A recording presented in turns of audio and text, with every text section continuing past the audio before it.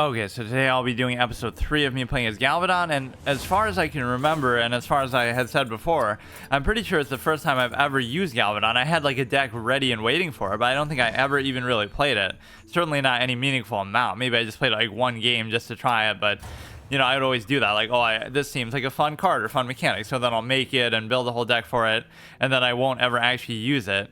Pandaria Mal'Ganis, a phrase I never thought I would fucking see. Gnomeregan Omen. I can't even tell by looking at it what is to do with Gnomeregan. He just happens to be attacking it, and based on that, I can barely even see. There's like some helicopter chopper shit in the background. Appetizer Anduin. Like, what the fuck are some of these, dude? They really are running low on ideas, or they're just trying to milk the game at this point, which to some extent I don't mind. Sometimes that's even cool, like some of the cosmetics you get as a result, but they certainly took their sweet time releasing Sargeras. Right, that took like fucking 10 years to get some of the most iconic characters. Sargeras and somebody else, I can't remember. Yeah, what was the other one that I was so eagerly anticipating? I guess I'm still waiting for Ner'zhul, but the perfect opportunity for the Death Knight one. Even if it was like the 1,000 win reward one, like Ner'zhul in the frozen armor, I keep always asking for that. But no, they'd rather give us all this other random dumb shit. Maybe it's already in there and I just haven't looked in a while because I haven't cared about Death Knights. But no, I'll be playing as, obviously, let's see, Blood Queen, Crimson Guy, blah blah blah, that's all fine. Scarlet, Gladiator, Mograine. All I'm saying is like they have all these dumb ones that are characters that don't even exist, or just weird extrapolations on them, right? Like, who is Poxy? Who the fuck is Poxy, and why do we care about her? Reaver, Thessarian thing. Yeah, we still don't have it. So, yeah, I'll be playing as this, and I'm sort of alternating and seeing which one does better between the Four Horsemen deck that I was using before. Again, these are the two best gimmick decks I could come up with for Paladin, just by looking through, and I'm not like an expert on Paladins. Obviously, I haven't played them that much in the history of the game, but the first thing I immediately thought of was, okay, let's do the Four Horsemen, because that is a fun mechanic, even though it's like a win condition, and even though it goes against some of the staples of a gimmick deck, where a gimmick deck will usually have its whole vibe, like I get a 19, whatever, like a 10, 19, 10, 18 Sogoth the Slitherer, and it's like, wow, that's even harder to deal with than normal. And I have all these kind of, you know, Lord Thamar plus all the elusive evasive minions in the game, and so that makes it seem like, okay, that's really hard to deal with, and so just hard commit to that. It doesn't mean you win the game if you get that. It just means it's fun and satisfying to see those big values combined with the elusive that makes it very hard to deal with them, right? And even before that, I had like the, you know, counter spell plus the elusive minions plus whatever, like as a mage, all the ways to counter spells on top of having the minions that counter spells, the Trogs. Right, the Trog Zor, a legendary that summons a Trog if you play a spell, and then it also gets counterspelled or spellbinder at the same time to really rub it in their face. So it's like those kind of hard commits to one idea or one mechanic. And also, as a druid, I would use like those AoE buffs on the elusive minions for the same purpose. That, you know, whatever, they're like really shitty Pride of the Wild and stuff, but it would be good there because, oh, you have like now I can AoE buff stuff that I otherwise wouldn't be able to buff any other way at that point, or it would be very hard to do. So then it kind of makes it worth it if you can just fill up the board. You're effectively healing elusive minions that you otherwise couldn't target and heal or buff or anything. So even at that point, in a more primitive state, without all these, without as many elusive minions and without any buffs, as many buffs and higher quality cards, you still like Lord Thamar basically trivializes the whole thing because it makes it way too easy to do the same thing that I had to work so hard to get. But again, this one goes against the gimmick idea a little bit, but again, I couldn't think of too many because it has a hard win condition. If you get the gimmick, you auto win, which is not really a gimmick at all. This one I played into, obviously we're doing Galvadon, so we have a lot of the buffs, and what's uncanny about it is every single time I played as this deck pretty much, I think I've gotten to play Galvadon very easily. It doesn't mean I always win, because they have certain weird things that still destroy it, like the Death Knight had the Asphyxiate or whatever that fucking, you know, kills it without targeting it. So there's a lot of stuff like that now, but basically if you just give him stealth and he sticks around for one turn, you pretty much always win. But no, I'm just happy with how easily I've been able to play him every single time.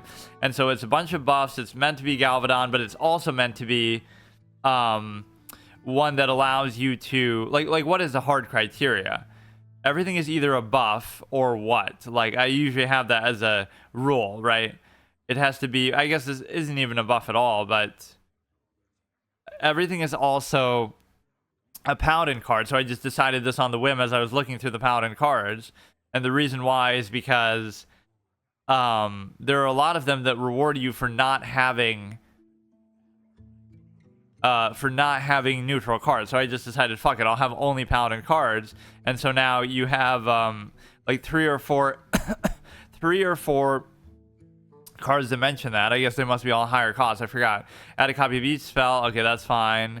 If your deck has no neutral cards, add 5 random paladin cards. If your deck has no neutral cards, add, invitation. So even though that doesn't seem like much of a fun gimmick, the reality is that you have at least a few cards that reward you for it. So what was the first one again? It's like, if your deck has no neutral cards, it basically gives you a 1/1 single one-time use, and then these two are much more impactful.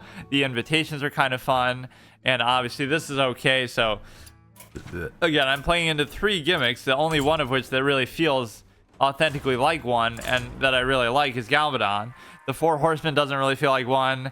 Even a lot of these Paladin, if you only have neutral cards, it's kind of an annoying, boring mechanic because you could do that with any class arbitrarily. I don't feel like there's too many cards like that for other classes, but if you only have Warlock cards, you get a benefit. If you only have, as a warrior, only have warrior cards, like that's stupid because it has no real identity to the class. It's just like anybody could do that. The egg has been actually pretty fun because when you keep buffing it, it can be really annoying. So this is fine. So again, you're just trying to buff shit as quickly as possible, get Galvadon out. If that's still not enough to win, then fuck it. But that has been pretty good. It's both good in terms of how easy and consistently I can get it out, and it's also good once you get it out that it's typically you win because of it. Although maybe most of the opponents I'm going against aren't that good, but honestly that wouldn't matter. I mean, that's always the case with all of these gimmicks, so the standard is pretty low. But it means that it's not hard to get him out. Now, you very well might not win because, oh, he's got Renethal and he's too... Wait. I keep having conflicted... I guess in Wild, they don't treat it like that. Like, they changed how that works to 35, but then sometimes we see it as 40. So it must just be in Wild it's 40 still, but in Standard it's 35 or whatever. In the Twist mode it was 35. I don't fucking know how they decided it. I only ever really play Wild, so it doesn't really matter to me, but I mess around with Twist a little bit. In fact, I should at least look to see what the Twist is. I guess I assume that it's still the same one where you play as the different heroes and stuff. You could certainly do this. After your opponent draws a card, it costs 1 more. So in a way, this is a bad thing because you would... I don't know if I want to do that yet. Right, like... Well, I should... Fuck, I should have just done it.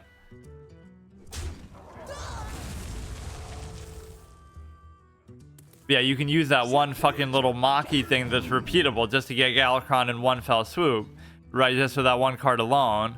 You'll get 3 to 5 uses out of it, whatever stage in the game you're at. So that alone will do it for you. That's what it'll do. Is some of these things that used to be a lot harder to get are just a cakewalk now.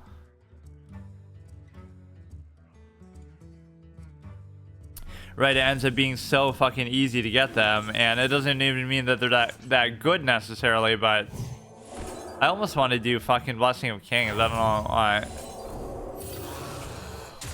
I don't even care if these things cost more. I don't think that'll bother me too much. Yeah, let's get to the legendary coveted rank of silver because that's in itself an accomplishment. So how many more weeks am I going to do this? Probably just 1 more week into the basically I do the first episode of the next month and then I start with the next deck. So that will definitely do, and it'll be some sort of Yogg Saron type shit with cost 1 less, so we should save those for later. You have a minion +4/+4. So the whole point here is that you have I'll start with the mage, and it could be some elusive evasive thing like we had done in the past with the Trogs and the counterspell and stuff like that, in addition to just everything that counterspells as much as possible, in addition to some sort of Yogg Saron type thing, maybe, where it's like a spell roulette type idea, right? Where you just have so many different random spells to play into. That could definitely be something that I want to try with that, because I've done the elusive thing enough in the past, although maybe not with all the newer cards and iterations that you could have. So now it's time to maybe do this, or you could always play this and then do something. Or you could even just do this. I mean, their board isn't really too intimidating, but I do want to kind of get this shit going quickly. Like, how many more do I need? I still need 3 more. But see, I could just do the Maki roll. And I think what I was almost disappointed by is this shouldn't work. It shouldn't count unless it's effective healing, right? What's yours will be mine. So if you're just like, you could even do it to yourself, but like if you do it and they're at full health already, it shouldn't count for that effect, right? Giving you the quest count and all this kind of stuff.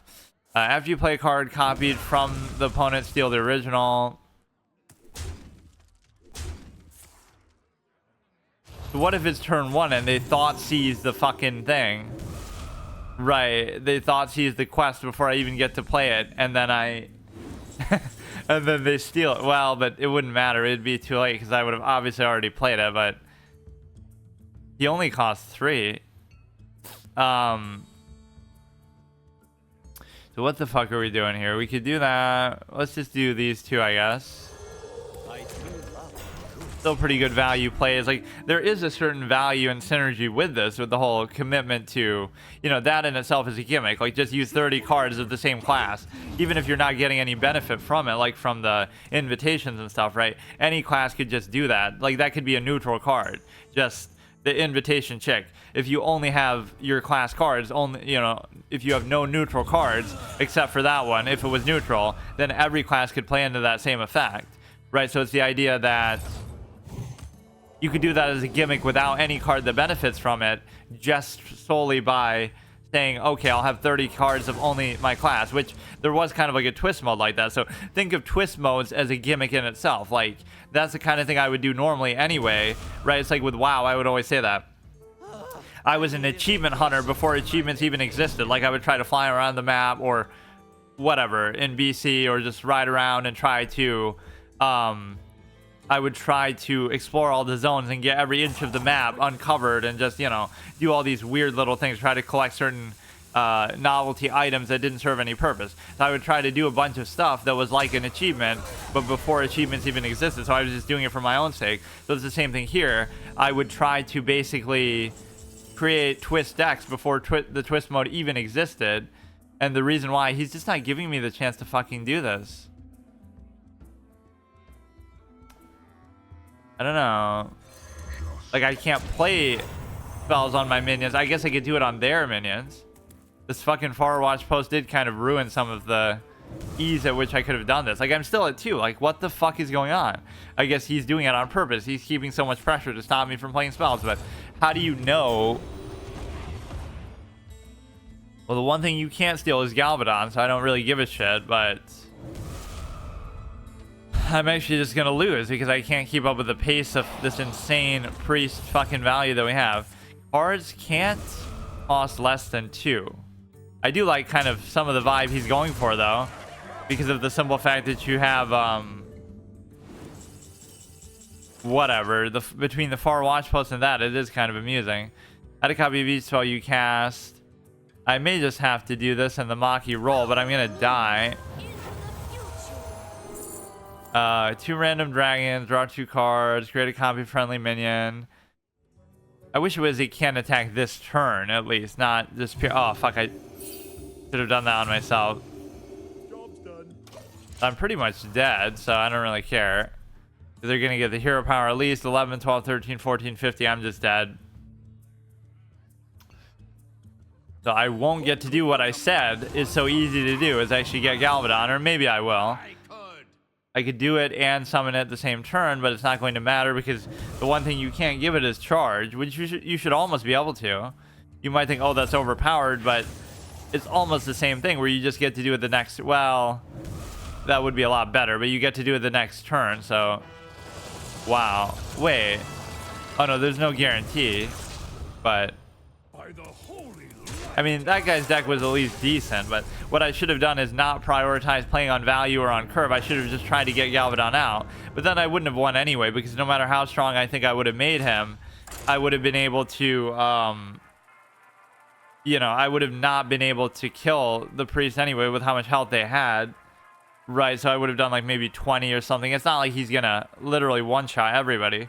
It just assumes that they're not always at full health.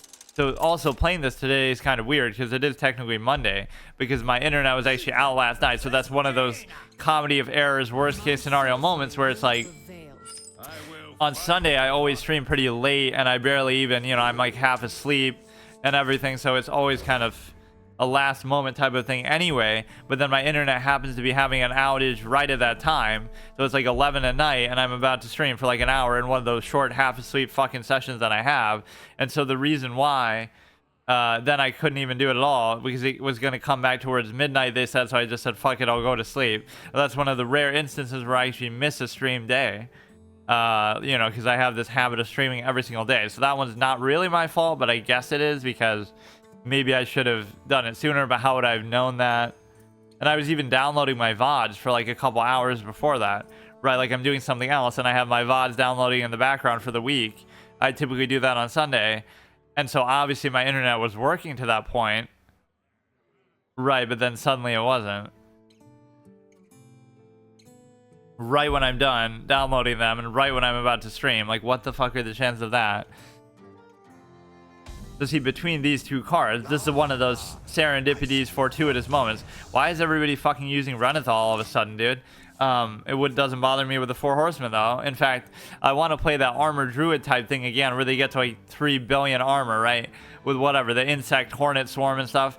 Like, and they get like a, you know, infinite armor, basically. And then I did play that with the Four Horsemen before, but I didn't get the win condition because they kept naturalizing, burning my deck out. But the point is that if I had got, oh fucking really, the point is I could beat a deck like that, even that seems almost unbeatable otherwise, unless you have Plate Breaker or some shit. And the reason why is because you could easily beat it with the win condition like this. So that's one of the rare instances you get to do that. So what we have now is the ability to play as, again, we'll do this. I might rotate back if I lose with this one, because I normally would say, well, these episodes aren't so long, so I'll play as each one until I lose and then the episode is over. But that would be really short, so I don't know if that's fair. That's almost how it should be when I'm doing multiple gimmick decks, but let me look at what the twist mode even is, though, too. Because sometimes the whole fun of it is I can use these same gimmick decks that I happen to be using anyway in the twist mode, right? It just happens to fit. Like with Renounced Darkness, that was perfect because, you know, there was no restriction. Well, aside from the fact that it bugged out. The whole point here is we already have Uther and that. Even if I didn't, this would have given it to me. That's one of those fortuitous moments that, oh, this card just came out and it fits perfectly with the gimmick deck that I happen to be using, right? Where it would give me Uther every single game. So if you start with this, it's kind of perfect. Or even if you don't, you at least get one of the two, right? Kind of guaranteed that way. It can almost give you both if you drew all your other 2-cost cards, but I do have quite a few of them with all the coin generation clowns and stuff, so that doesn't really work quite as well.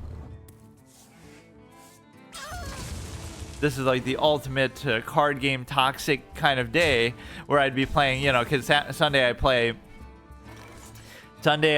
fucking Hearthstone, and then Monday I play Magic. So if I do them here today in one session together, which I will do, it's like, oh, these two card game communities would hate each other. Oh, Hearthstone's better, you know, Magic's better, whatever. Like, they'd keep fighting about it and be toxic. So it's like I'm combining the two together. But I mean, I like both. Obviously, I respect certain things about Magic.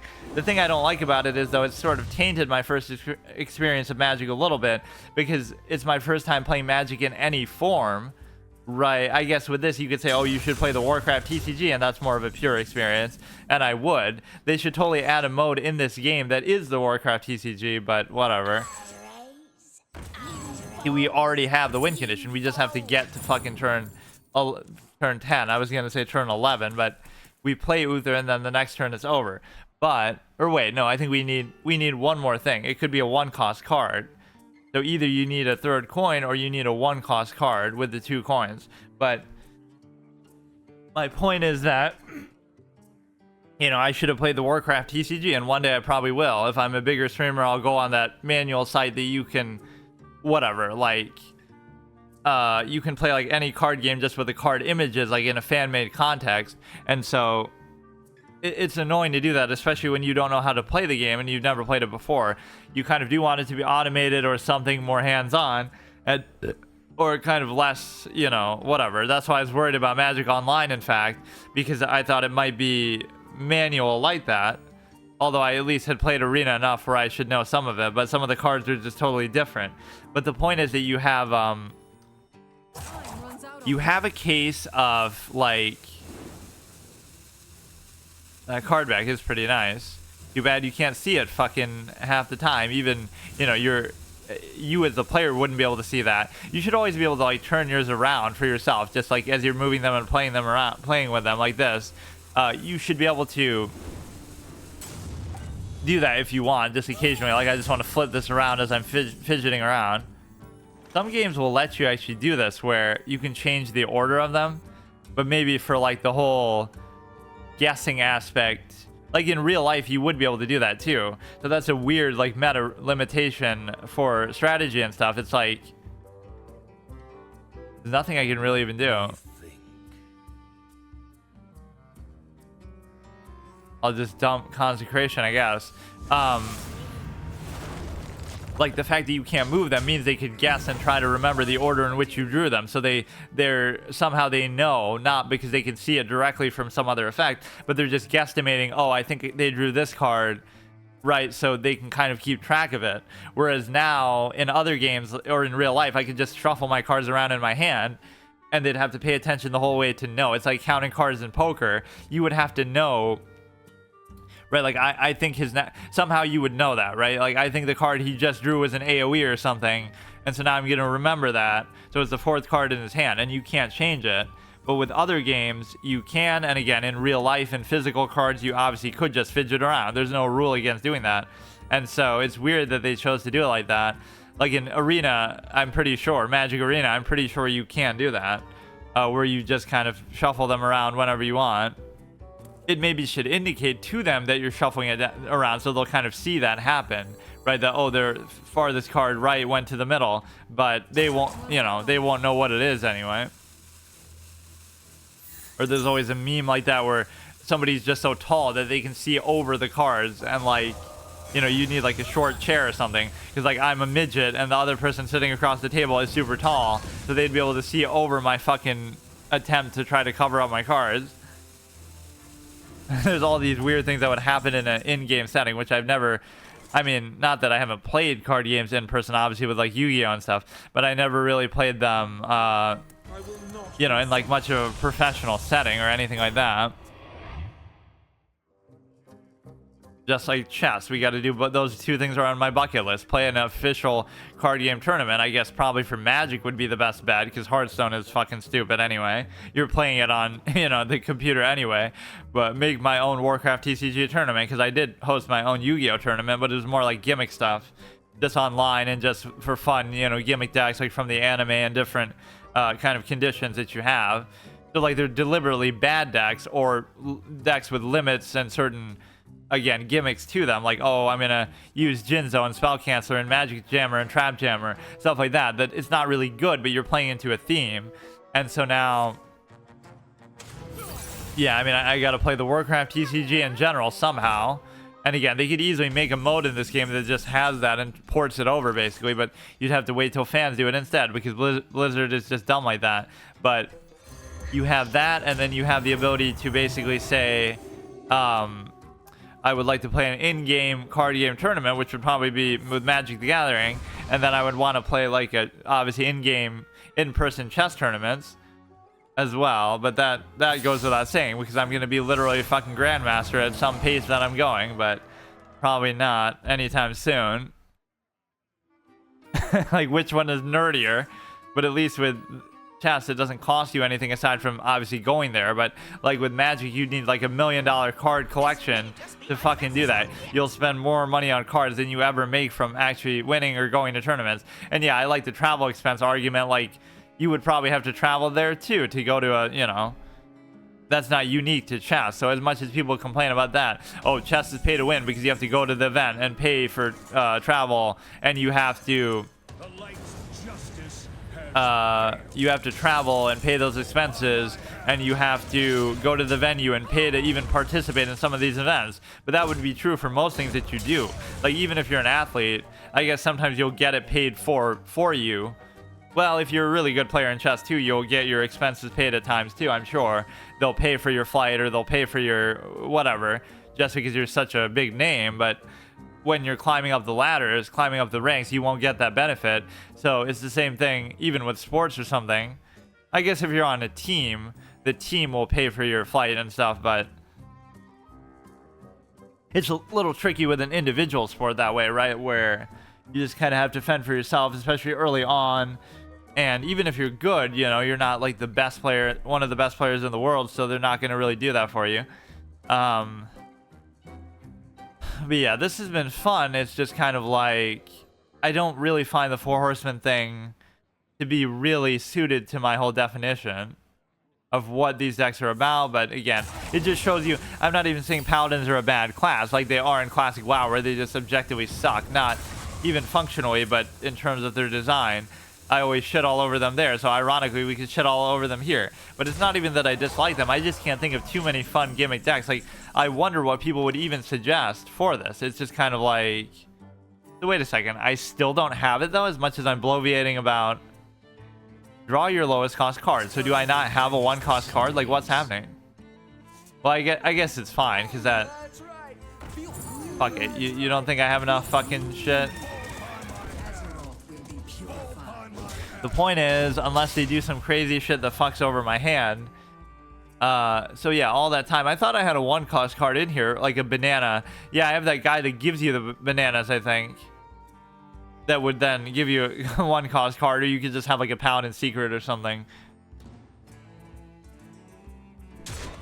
That's a very non-holy light type of trait, though. You know, you're supposed to be a, you know, a harbinger of the light. Should not keep secrets from anybody. They should be, you know, very open and honest. So that kind of contradicts their whole life ideation and whatever.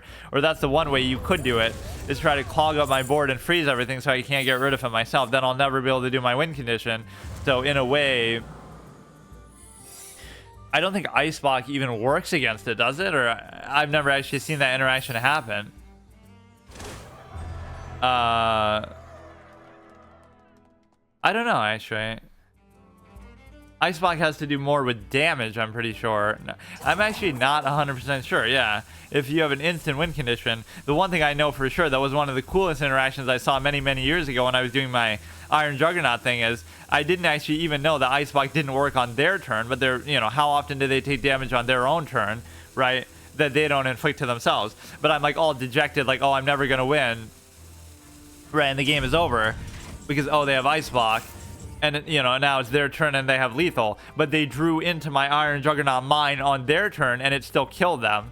Because why? Because the Ice Block isn't activated on their turn for whatever reason, or just secrets in general. But you don't really think like that, or, you know, I didn't really know it worked like that at that time. That's one of the most epic wins. And then you also have the ability to do, what was one of the other epic ones? Like a priest played that one card that makes you, whatever spell you casted, it'll cast again, right? Something like that at the end of the turn. It's like some legendary Archmage Vargoth or something, Vargos. And so what you're able to do is, they had it out there and they couldn't get rid of it themselves, I guess, right? Because I maybe had nothing on my board and they had no way to kill it themselves. So they played the mine at the beginning of their turn by drawing into it, right? So they play the Iron Juggernaut mine, and then at the end of the turn, Vargoth, whatever, played it again because it counts as a spell. So the fact that they drew into the mine, so I didn't even know it worked like that at that time. Those are two of the most epic moments ever. I don't think those were really on stream, or they probably were on my old channel, but like, yeah, those are 3 of my most epic games ever that I wish I had on video saved. Like the Rexar game, where like it was such a one-sided battle. This is like early on with each of these things, or like at least when I didn't know how they worked, right? So Rexar, I'm playing against Frostlich Jaina with the Rexar hero, right? Deathstalker Rexar. And it's relatively early on, or I haven't seen this interaction obviously play out yet. And so I'm getting completely destroyed, and I feel like there's no way I'm going to win, but I still play it out because I'm a man of honor or whatever, right? So they have all these elementals on the board, and I feel like it's totally hopeless, and I have no chance of winning. And then I discover this one, that bat, right, that you can give poisonous that deals 2 damage to everything as its death rattle. So now that death rattle that does 2 damage will also be poisonous now. So it's like a poisonous rush death rattle, deal 2 damage with everything. So now it'll kill everything. So it killed like a whole board full of the elementals, and I come back and I actually win a game that was super unlikely. So that was like a Yu-Gi-Oh-esque god level interaction that you come up with on the fly that I'd never seen that before. And so now you're giving a basic 2 damage death rattle, which wouldn't have helped you at all, right, to everything. Now it's going to kill everything because you give it poisonous. Like, that is such a cool thing to have dynamically seen happen. And so a game that I thought I had no chance of winning, but that's one of my favorite, most epic games ever that I had, right? It just felt so one-sided, and typically you might lose that matchup, but that was such a, just to discover it on the fly like that. And then the other 2, like I said, the Iron Juggernaut, where they have Ice Block, and I didn't know it would only work on their turn. On my turn, I mean. So now, it's their turn, and they draw into the Iron Juggernaut mine, and it's like, it kills them despite them having Ice Block. I'm like, what the fuck? I had never seen that, because how often do mages, like with a Warlock, you life tap or something, fine. But how often would a mage take damage on their turn that they themselves wouldn't choose to inflict at that stage in the game, right, many, many years ago? And the answer is, it would pretty much never happen, so it would never even occur to you. I guess there's other ways. For the most part, secrets wouldn't be like that, right? Why would a secret need to trigger on their own turn, right? Most of them wouldn't work like that anyway, like where you would expect it to trigger. So you would realize that, it doesn't work on their turn, right? I guess people would say, it's probably pretty obvious because like the coloration fades out of them and stuff, but it's not even something that would cross your mind. So I would have assumed that it would work, but that's how I discovered that Ice Block doesn't trigger obviously on your turn, on their turn, but just the fact that they happened to draw into the mine, and the fact that they happened to bypass Ice Block, was pretty fucking amazing. And then finally, the Archmage Vargos, or whatever the fuck his name is. Let me actually look it up. This guy, again, where it seemed like I had no chance of winning. They're going to have lethal that exact turn, or the next turn or something, or like I'm decked out or something, right? And they have all this stuff. There's so few cards that actually mention that. So again, this counted. Maybe some of these things don't even work like that anymore. So again, they have like 20 health, and I have nothing in my hand. My deck's burnt out. I'm going to die to fatigue the next turn or something, right? That literally what it was what it was, I think. I was going to die to fatigue damage. And again, I'm obviously going to lose regardless because I have no cards left in my deck. So the only chance I have is, even if they draw, I guess they would have had to draw 2 of the mines in a row that I probably had in their deck, but they drew 1 of them, and I'm like, oh shit, now I'm gonna lose. And I didn't realize that, it counts as a spell, them casting a spell, literally. And so therefore, they have this, and they have no way to get rid of it. They can't kill it off because I have nothing on the board left because I'm totally burned out. They can't destroy with one of their own cards in their hand because they just don't have anything like that. So they have to sit there and watch this guy at the end of their turn cast the fucking mine again and do another 10 damage to them and kill them. Like, it's one of the most uncanny interactions that you've ever seen. And in all 3 of those, I had no faith I was going to win that game, right? Because I didn't even know those interactions worked like that. So these are, some of these games are from a very long time ago, but like, I didn't know you could do the venomous bat poisonous interaction AoE. I didn't know that, and I discovered it on the fly in that game, and it saved me against the Frostlich Jaina with the water elemental board, right? And then number 2 is, again, I didn't know the Ice Block wouldn't trigger on their turn, and I didn't know that the Archmage would cast that and count that as a spell. So just by playing the games on, those are 3 great examples of like why you don't resign, because you obviously feel like, those are just epic comeback Yu-Gi-Oh-esque protagonist moments that are fucking amazing. So I could recreate those sort of scenarios, but it's obviously just dynamically that they happen that is so much more meaningful. It would be pretty hard, in fact, probably to recreate some of those because some of it is just random chance. And what's uncanny is that, yeah, I've had the 8 Horsemen thing. That was the gimmick I tried to add to this. It's not enough to have the 4 Horsemen. We want to do it with this one, and I almost thought, oh, they might interact with each other. Like, if you summon the ones from this and they all die, and then one of these die, then it counts. But technically, I still don't know that, but I assume it wouldn't work. But I've never actually won a game because of that effect. I've won countless of them because of this, but somehow it's just so much more awkward to do this. But the reason why is because obviously it's not meant for a paladin. Because of the simple... Wait, what? What? Oh, this the stupid tourist mechanic. What you have is the ability to say that...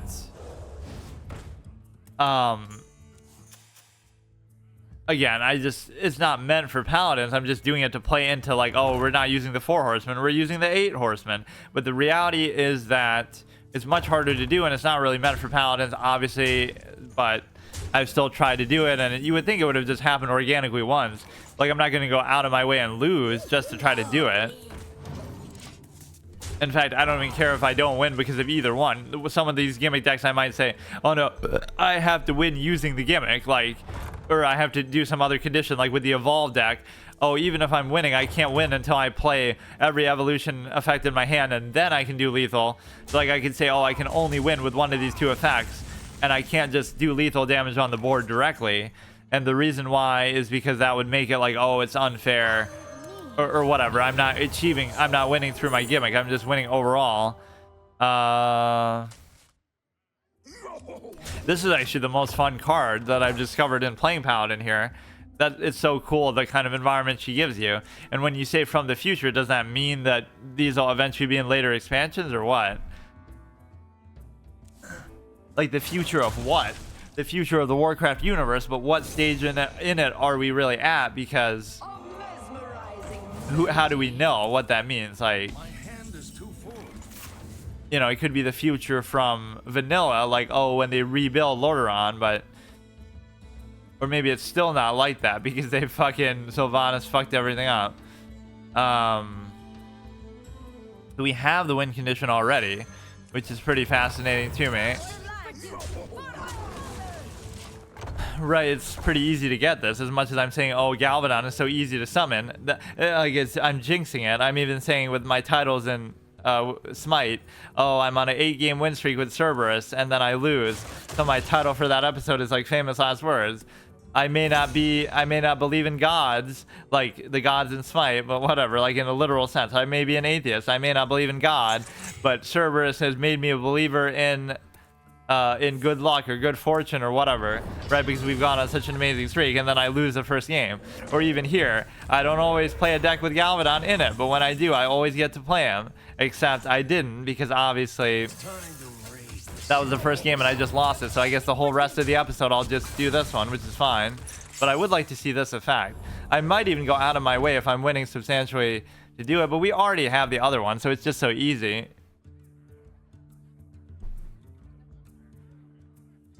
Yeah, that's my gimmick nature. Even one gimmick isn't enough, so simply doing Galvadon is kind of a fun mechanic, but that wouldn't be enough, so I have to add, oh, we only have Paladin cards too, and we don't have any neutral cards, so we play into some of those effects, like with the invitations. So it's at least combining those 2 things, and then this one is obviously combining the other 2 things with respect to, obviously, the 8 Horsemen, basically, and you cuck my ability to even do it. So, obviously, if you're playing into one of those conditions, like...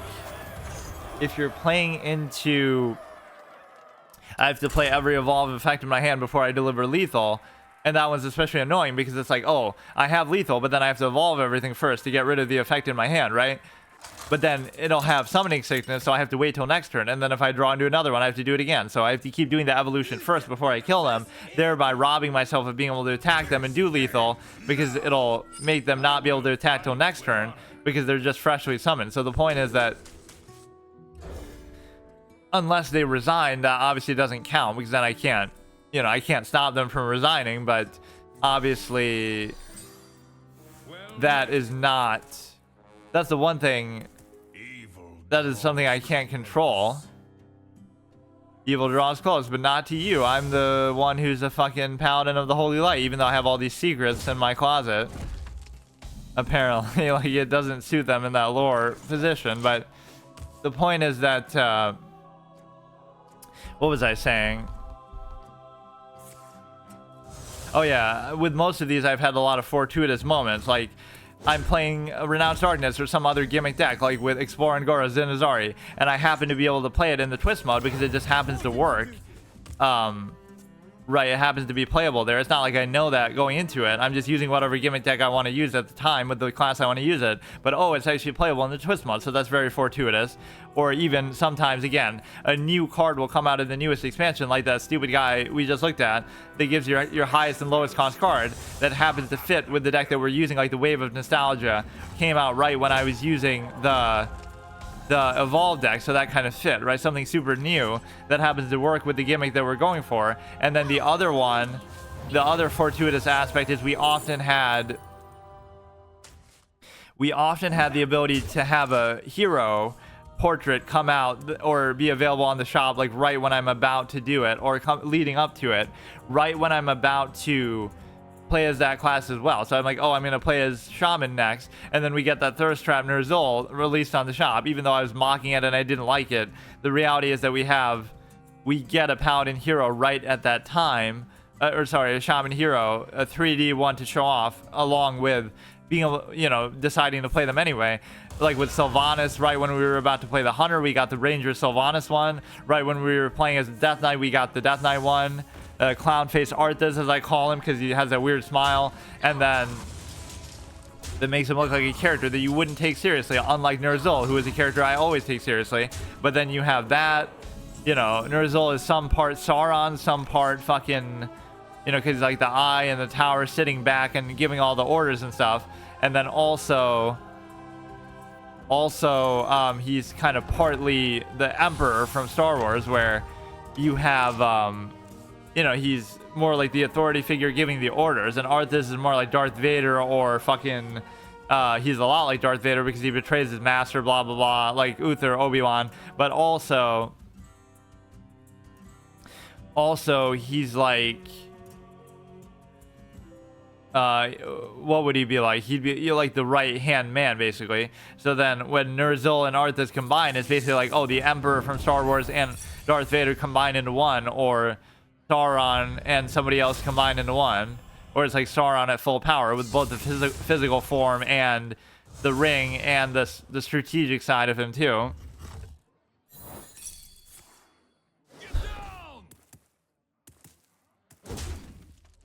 But the point is, Arthas is a clown. But yeah, what other ones? Like I got to use N'Zoth as when I'm doing Renounced Darkness. I got to use some other, different portraits as we went through each of these heroes that kind of fit with them. So that at least is fun. Yeah, the only ones we have left are... The only ones you have are, again, I'll do Mage next for the Yogg Saron, some sort of roulette type of spell spam deck. Then I'll do, obviously, the elusive one tied into that. Like, maybe do just two different decks. And that one that's obsessed with casting spells and overdoing it, and playing into Yogg and the roulette and whatever deck of cards that cast spells when you draw them, all of that. So it'll be like a spell roulette hysteria. Play as many spells as you can, as many random ones as you can get. And also the other one will be the opposite of that, where it'll have like virtually no spells in it, and everything exists to try to stop my opponent from playing spells, like, again, elusive minions and counter spell and stuff like that. So they'll be kind of antithetical to each other too. But also you have the ability to do who else after that? I guess just Rogue, because that was the one I was trying to do at the beginning with my underplayed classes, but then I skipped it. I only had two of them. Like, oh, my two least played classes in the history of the game are Priest and Rogue, but then I choose to only play as Priest, and then I forget about playing as Rogue. So they just vanished out of the underplayed class round robin. And then, we move on. We do Warlock, Warrior, Hunter, Whizbang. I guess I did a little sub-series, but that doesn't count as a class. We've done Shaman. We've done Paladin. So we did Warrior, Warlock, Hunter, Paladin, obviously Shaman. We've done Priest at the beginning. So yeah, we only have, I think, Mage and Rogue left. And then we have, obviously... Oh, we did Druid, too. I always forget about Druid. So we did Druid, and that was also with the elusive thing. The elusive AoE buff idea. And then... Again, that's where power creep ruins even funding gimmick things, because, oh, Lorthamar does the same thing. Why use all these AoE buffs when you could just do Lorthamar and it already does far better than what you already had with that shit? You know, in order to get double value, you'd have to first summon them on the board and then place several AoE buffs. Now you just do it. The only thing it doesn't do is, oh, it could just do it to the stuff in your hand too. Right, but you're doubling the value of everything in your deck, which is way better than anything you would have gotten out of that before. And then you also have, again, Mage, Rogue, Death Knight, and Demon Hunter would be like the final ones. And I almost wanted to do something meta with one of them. Like I should try to do it with Death Knight, or I want to use the Death Knight hero card that they finally made one for them. I should try to get to Legend between those two, or with one of those two. And if I don't, I have to do it in my collection or something like we did with the other fucking Death Knight challenge. But we'll do one of those as the final ones, or both of those as the final ones. And then we could almost do the gimmick deck rotation again, because of how many other ones we haven't played as. Like, I want to do Rin the Dark Disciple and the other win condition as fucking... as, whatever that, you know, empty your deck and you win in 5 turns kind of a thing that we had before. Or I should have just done that with my hero. But I'm kind of low on health, but it wouldn't have done that much. So now we're waiting for only... we still need one more coin, and we still need, you know, if you include the banana, we still need 1 coin. And we also need this fucking... See, we're gonna get 10 armor back-to-back turns just by fucking playing 2 separate heroes. Which seems stupid, but there are different phases in the game that you would use them for, or in case you don't get that one.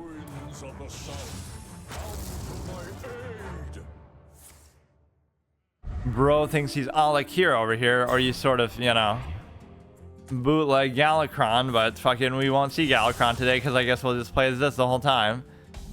I wonder if I've ever forgotten when I say that, like, oh, you know, it's, so we just need the Beardo, and... Or maybe I should have attacked with that one first, but I don't really care. We have Beardo, and we have the ability to do, maybe I shouldn't have even played that. Yeah, Beardo and like 1 more coin. Or no, we have the coin condition if we have the banana and the 2 coins. You would think, oh, if you have Galvadon, the desire to play Galvadon, why not combine them and use that as the spell? As the quest. It's the ultimate tie-in. That was the quest that I had actually in my collection in this very deck that I had played before. So I guess I had used Galvadon, but not to play him, just to use him as the dummy little quest to have for the other guy who gives you the coin, right? If you have an active quest, it gives you a coin. I forget the name of the card, but we got rid of it because I didn't want to even use that in here anymore. There's a perfect time to use timeout.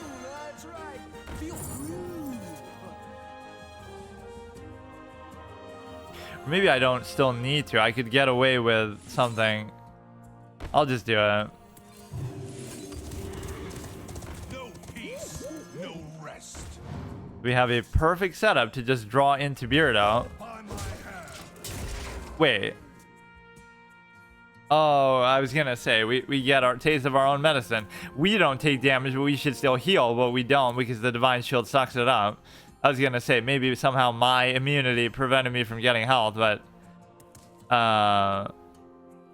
your opponent casts a spell, they cast a random spell at the same cost.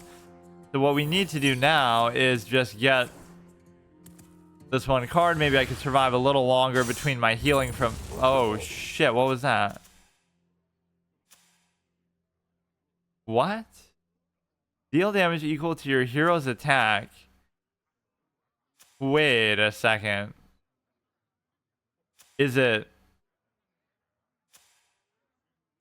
What? So you're trying to tell me that my own card fucked me up? I don't even understand. Okay. So now we can just do... we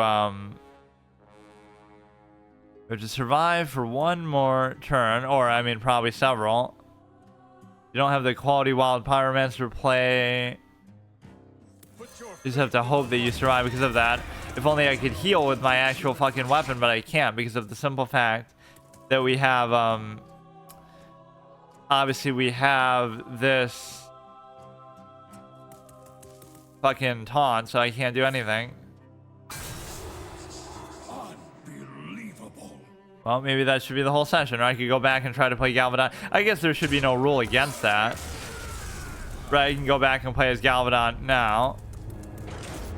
And just sort of rotate. So I'm not using it to say I can only play as each one until I lose, but just that when I lose, I have to go and...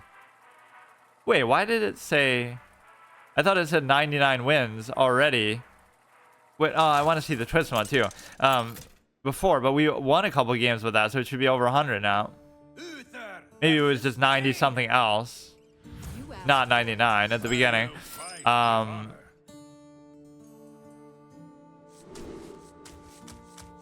So this thing can be pretty good for the buffing effect, but it's not very efficient. It's just kind of good to keep cycling it. So between this thing and the Maki, you're kind of really cheesing it. Both cards that certainly didn't exist at the time, I'm pretty positive. Right, when Galvadon was a thing. So, oh, that's an overpowered busted interaction because now it's too easy to do some old antiquated thing that wasn't even good in the first place, which is the whole premise of why standard would exist. Like, oh, you combine two cards and you, you know, some new meta card with some old school card that you've forgotten about. And, oh, that makes an overpowered interaction. But, you know, the whole point is, oh, there's power creep with new cards. So nobody would want to use the old cards anyway. But also we have to ban the old cards despite the power creep because, oh, they'll come up with some creative, imaginative thing. And that would be too fun and interactive. So we have to restrict it. Like, what the fuck? So it gives the illusion of balance, even though it's not balanced at all. It's just... You know, the dominant decks or the dominant characters like in League of Legends or whatever are always going to be the most common. And then, oh, they're good until they get nerfed. Like, so they are overpowered. So you always are using the most overpowered thing anyway. So, like, it makes no sense. Or even, like, Mercy's nerf is the whole thing. Like, it's like the chess argument. Like, oh, it doesn't matter how strong a piece is. Like, oh, the queen's too overpowered. But both players get the queen, so it's perfectly fair. And so it's a case where you have, It's not too heavy. you know, both teams can have Mercy on them all the time. So it's technically not justified. Even if they are overpowered, it doesn't matter because you both get to use them. Right, so it's not really fair. Or, I mean, it's not really unfair. After you cast a spell on a minion, draw a card, and hopefully we get yet another one too. Divine Shield, or actually that's pretty cute as a stealth thing. You know, maybe I'll even waste that because if we're gonna abuse the card draw, even though normally that Maki roll is gonna be so good, we have a lot of other shit we're gonna get, and we're gonna get to at least play this once because that is pretty fucking sick, actually. What a synergy! Now we'll do this, and we can get another one too from it. But yeah, I'm gonna not try to get embarrassed and eat my words of my very title because you have... Oh shit, look at the value out of that, man. Or, I mean, even wasting the Divine Shield on that is not the best idea, but it's okay. So now, again, it doesn't mean you auto-win just because you get Galvadon. There have been some annoying things that usually AoEs won't kill it, but like you have Twisting Nether. We saw that actually happen last time too. I'm getting memed, like... I always get to play Galvadon, but they always get to destroy Galvadon in the one turn that he's out there in stealth. They used Twisting Nether the one game, right, last episode. Then they used the Asphyxiate, the Death Knight. It's like, I was even bloviating saying, so I was made to eat my word last time too. Like,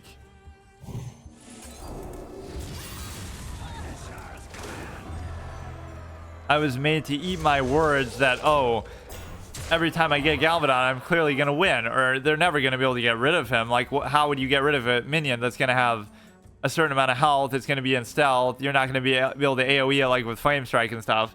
Right, so most classes aren't going to have an answer for that. And what are the chances they'll have it right the one turn that I play Galvadon, but then I get Asphyxiated and I get Twisting Nether and all this shit, like, right as soon as it happens. And so I was made to eat my words that, oh, nobody's going to be able to deal with this. And I am made to eat my words today when I say, oh, I always get to play Galvadon, although here I actually do get to play it. So you mainly care about only stealth, or now I'm not going to get stealth. How about that? Okay, here. You mainly care about stealth and attack. You don't really care about anything else. Now the problem is, even though that's going to do a good chunk of damage, it's not going to actually be enough to kill them. So, but what's also fun with that is you get to buff it with one of the various buffs out of your hand or deck, because this is a very buff heavy deck, so it still plays into that. So now it's not going to be a 12-24 Wind Fury. That's not going to help you though. That's, well, it does with the armor, but now I can do another buff if I get something. Oh shit. Well, first of all, I can't do it because he's elusive, so that's the one thing you don't actually want to do. I don't know. Well, that I can't even do. You could do the invitations and stuff. I mean, he's still elusive, so it would be pretty annoying that you get to ah, fuck, I could have done that. I don't even want to do any of those. Fuck it. But no, I get all these invitations and shit. I maybe misplayed that quite a bit, but whatever. It's possible they still won't have an answer because they already use Flame Strike and it's elusive, but normally you shouldn't do elusive because of the whole buff. I'm so stupid. I made my words again. Like, I'm even saying that, oh, haha, I'd be able to do I'd be able to do some other buff. Oh, shit, because of this, it survives. I would be able to buff it again. I mean, imagine that. It doesn't just survive for 2 turns, but 3 turns. Don't use elusive because you get all these buffs in a buff heavy deck, obviously, for the purpose of summoning Galakrond, that you can then buff him again when he's in stealth on top of the base buffs that he would get just from his adapt. You only want to give him attack and buffs and stealth. Right? You don't care about health. You want to give him +1/+1 if you have to, or give him obviously Wind Fury, stealth, +3 attack, and +1/+1 should be the only things that you give him. Even though I just didn't follow my own advice there. Because it doesn't matter how much health he has. It's very unlikely that they're going to be able to deal with it when he's in stealth. And so you're only going for the 1-turn kill, which I didn't get, but it still worked. So we go ahead, do it again. So maybe I'll make it unfair to the Uther deck. I'll just play as this one until I lose, if I even lose. But at least we get a chance to play Galvadon, but not on the first game that we had. Or again, even if I did get to play him, it doesn't mean I would have won, but that Naga is a pretty sick thing if you can get him to stick around too. We kind of did a little baby fucking Galvadon there. Let's give him stealth and abuse him. Oh shit, Megafin, not that. Which could actually be dangerous because we might get rushed down before we get to do Galvadon. But no, see, we got him to a modest 12 with Wind Fury, assuming that they're not at full health, assuming that they don't have a taunt, assuming that they don't have, you know, Renethal shit or some other secret or something, right, to protect them. Assuming all of that, you may very well be able to one-shot most people. Because you would think, it's like Bad Moon Rising in PvZ Heroes, you would expect you have a couple minions out there just in the course of the game, so you're not playing around, you're not playing just to try to do it. So it's the same thing here. You're not expecting it's a true OTK from full health, but you would expect in the course of the game they must be missing at least a little bit of health from their own cards and effects, like were the Warlock doing damage to themselves or just hitting their face a couple turns. You know, just from simply playing the game, you would expect that. True strength comes from So we have the adapt and this, so let's go ahead and actually do it. Taunt, Divine Shield, which is not really that valuable actually, considering the 1 health, but whatever. They copied Magic the Gathering with this card, just like every other fucking thing in the game, but like, you know, obviously they have a card called Holy Cow, I'm pretty sure. There's too many of these pun name design decisions. Like, wouldn't it be funny if we made a card just named after this thing that is a pun, even if it has no intrinsic value to the universe? Yes, Tauren exists, and yes, Tauren can become paladins, but that's not even how paladins behave. Using a fucking lasso. Maybe they do have an ability like that now. So I'm pretty much just dead.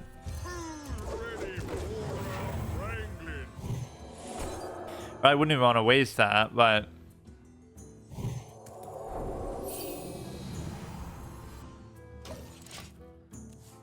So we're pretty much gonna die regardless, because there's gonna be a buff coming. I mean, this board might not seem all that scary, but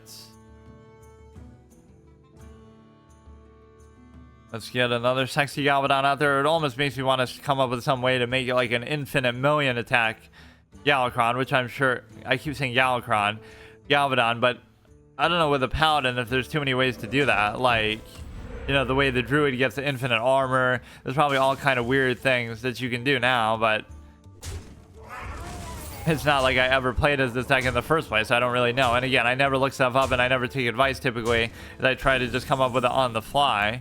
But also my collection is often limited. This time I had a decent amount of fuck, I'm just dead. This time I had a decent amount of paladin cards though to work with, and because I had like one of those deck recipe things they give you, like, oh, you haven't played in a while or whatever, or at the beginning of an expansion they'll say choose one of these decks to keep, right, loner decks or whatever, and then they let you choose a class and pick a free deck. So that gave me a certain number of cards just from that, and I don't know if I really even, I also had a decent amount of dust, but okay, fine, let's give them each 2 shots here. So the Galvadon one hasn't done that well, right? We went what, 1 and 2 when we got to play him. I guess that's our win rate is 100% whenever we get to play him. But so then I would deliberately not play him if I think I'm gonna lose, or not get him even. Uther versus Celeste. Possibilities are endless. Let's try another one of these until I lose, or whatever. I'll just go to like 930. So let's get rid of these. I don't really care about the coin. We're just only digging for the fucking thing. We're digging for Beardo mainly. Even Uther I don't care as much, because you're gonna have the other dude to give him to you, the fucking clown 4-cost guy. I never even pay attention to their stupid ass names, because again they're just like pun names and stuff, and many of them are not really named for function, because this game doesn't operate on absolutist namesaking, which would tell you, again, in the name it would tell you what it does. So this is one of my concepts that I would always talk about from my debate format. Like, you have you name things in society or in general for function, not for just random names. So you wouldn't name a method after, there's like a line I wrote about this exactly, like, I see you've brought guests. Job's done. you would write like no, I wrote it like a absolutist character would say they've already made millions of dollars from their discovery or whatever, so that's their credit. You don't have to name it after them, name it after what it does, right? So the Hubble telescope, that was the guy's name, right? Hubble, I think. Maybe I'm even wrong, but it doesn't tell you about the function of what it does. Like, a name would tell you in the name what the purpose of the thing is, how it works, what it does, what it's used for, right?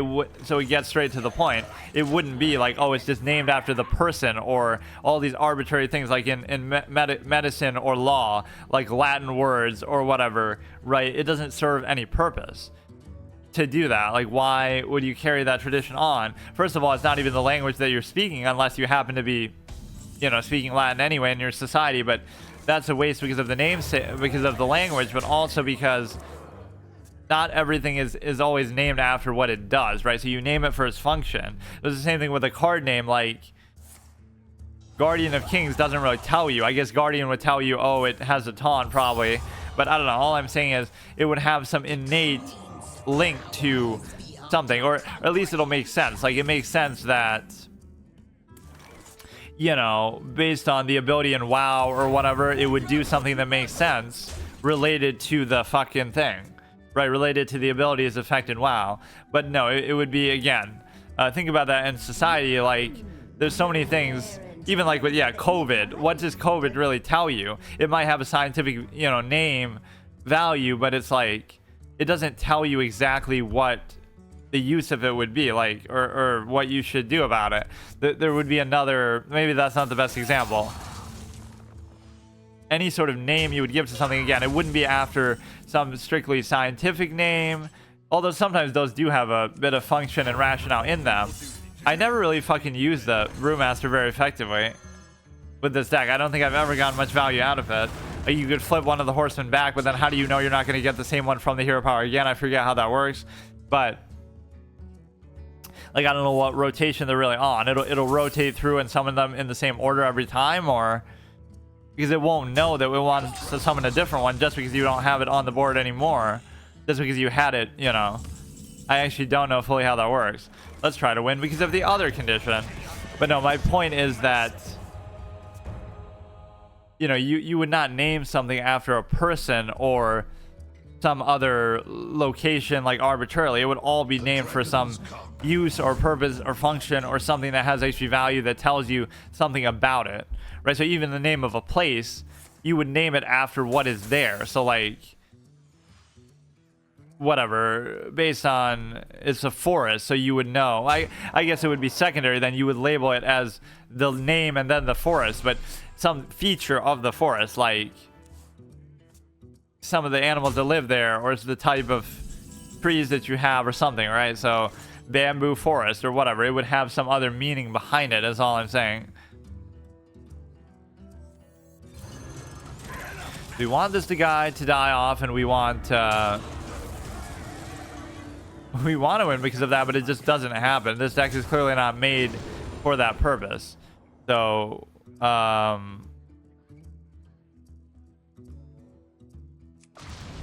it is annoying though, because you're not really going to, like, it's just so unlikely that you'll get all fucking 4 of them, right? There's got to be some other better way to do it, or that they won't silence one or whatever.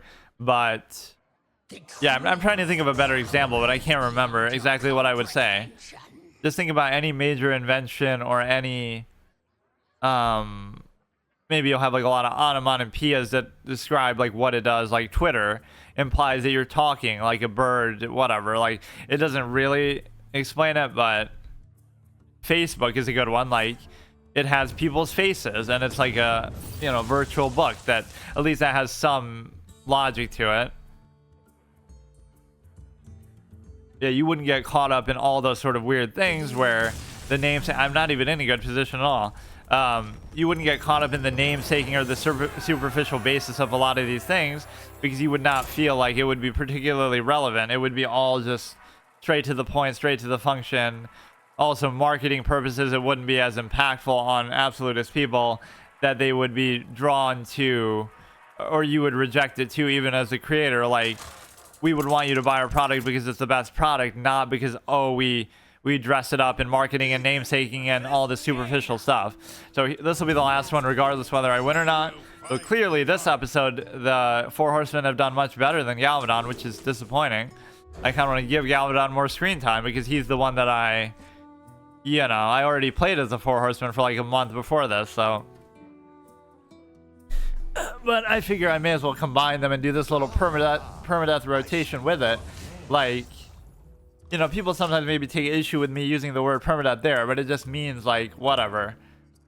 If you lose, you have to move on to the next one, or it could be permadeath for the sake of the episode. Like, if I lose, I just end the episode, but with both. But I didn't feel like doing that because it happened too quickly.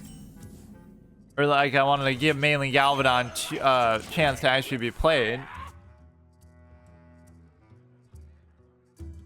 But clearly we're getting hard stuck at silver 10 now because he gets far more competitive, but which actually used to be kind of true, that you would always get there and then get hard stuck, like notoriously with the Iron Juggernaut one. I would always do that. So the 40 health thing becomes a bit, no, I'm still thinking I'm playing Galvadon. The 40 health thing isn't an issue at all. You can have 1,000,000 armor if you want. Like, I want to show that point off. Like some deck that I could never beat normally, like Dead Man's Hand, that's going to keep giving itself armor that I could never beat conventionally, but then I'll get the auto win condition, so fuck it. You already have the coin condition, not the least of which is because of the simple fact of the banana, right? You wouldn't even need another coin. Of course, starting with the coin is always a little busted of an effect because, right, if you happen to go second, that's just a net positive for a deck like this or for countless decks. But that's why the coin almost shouldn't be considered a spell, because that gives it maybe too much power. You always got that with the mana worm type effect or something, you know, early on in Hearthstone, but even now it could give you a lot of benefits as a mage, or any class is going to give you benefit for having spells, right? Archmage, Antonidas and stuff. That does have almost too much impact, where it almost shouldn't work like that. So not only by going second do you get the coin as restitution, right, which is fair, but the fact that it happens to be considered a spell is a little bit too much. It almost shouldn't be. It's just an item, it's not a spell. Like, I am surprised actually over the years that they never addressed that. Now we're gonna have way too many fucking spells, but we just have to wait. Yeah, see, even Zola the Gorgon's in here for that same purpose. Like, oh, we could flip one of the horsemen back or something, but it just ends up not really being all that impactful. I'm kind of getting fucked here a little bit.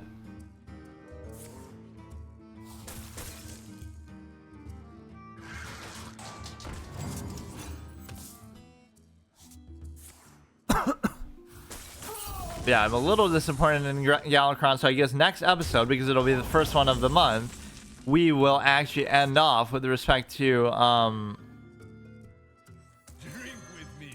we will do the finale for both of these and see which one does better, I guess, again. Right, that'll be the oh, shit, what if I...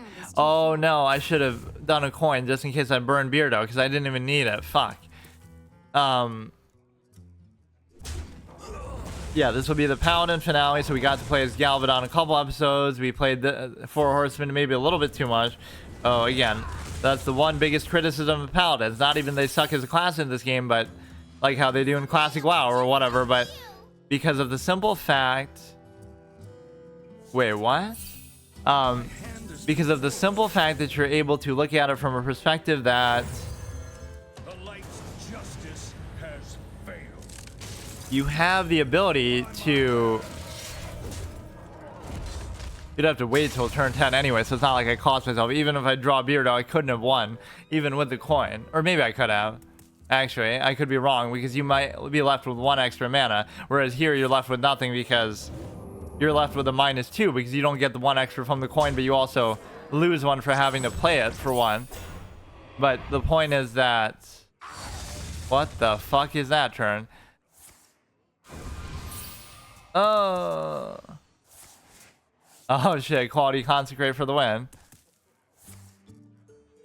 No. Wait, no, I'm having PTSD from this, but you shouldn't be able to do it this turn. But no. No, did I really fuck myself? It could have been as different as I would have won if I just didn't. I don't fucking know. Or maybe it doesn't matter because... It doesn't matter. Wait, yeah, it doesn't matter. I win because... I just have to get the fucking banana, you see? Of course, I just have to do the stupid ass banana. What an epic final game for the episode. So yeah, next time we'll have the final showdown between these two decks. Obviously Galvadon, Four Horsemen. Yeah, that's the main criticism. Paladins don't have enough gimmick decks or fun cards or mechanics throughout the history of the game, which I really can't think of one. Now, how should that... It says until my next turn, right? Not until their next turn. So there's nothing you can do. Nothing you can do. But it's not until the next turn. It's until my next turn. Nothing you can do. And I get the auto win condition. So even though I maybe didn't need to do that, if I had just saved the coin, I probably would have been able to win that very same turn. But no, wait, if I didn't do the coin, then I wouldn't have been able to play Uther, so never mind. I would have had to do it exactly the way I did.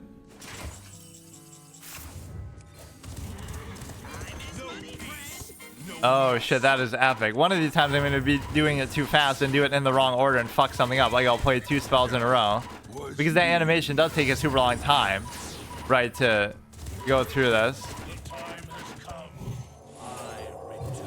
Yeah, it ends up being exact because of that.